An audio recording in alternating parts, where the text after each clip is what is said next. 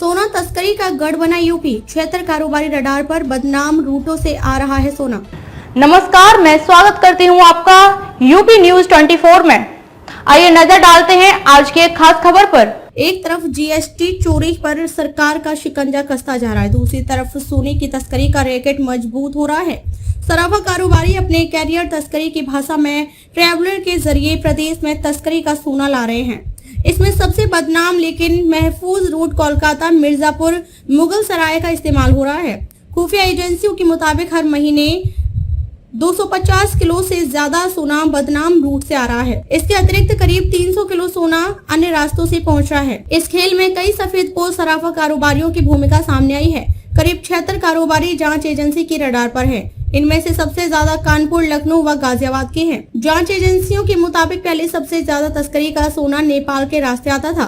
अब इसका बड़ा हिस्सा चीन से म्यांमार में प्रवेश करता है। इसके बाद मांडले कलेवा मार्ग से भारत म्यांमार सीमा पर लाया जाता है। मणिपुर, मिजोरम व नागालैंड के दुर्गम इलाकों से यह सोना भारत पहुंचता है और फिर सड़क मार्ग से एक हिस्सा यूपी पहुंच रहा है।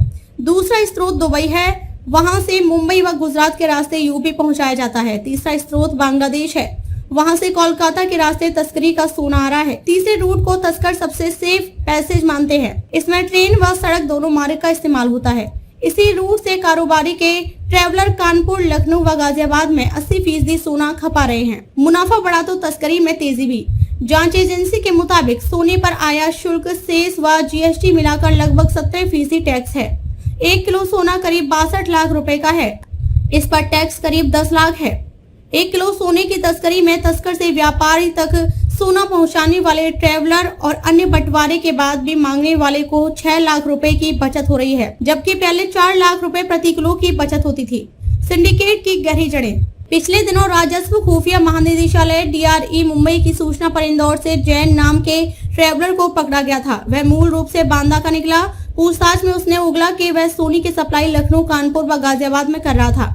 उसने कानपुर के 4, लखनऊ के 3 व गाजियाबाद के 4 कारोबारियों के नाम खुले हैं। हाल में इन शहरों में छापेमारी व गिरफ्तारी को इसी से जोड़कर देखा जा रहा है। अब बड़े स्तर पर कार्रवाई की तैयारी है। DRE के मुताबिक तस्करी 37% म्यांमार से, 20% मिडिल ईस्ट, 7% बांग्लादेश, 36% अन्य देशों से। खबरों में अब तक के लिए बस इतना ही। फिर होगी मुलाकात ऐसी ही एक खास खबर के साथ। तब तक के लिए नमस्कार और बने रहिए यूपी न्यूज 24 के साथ।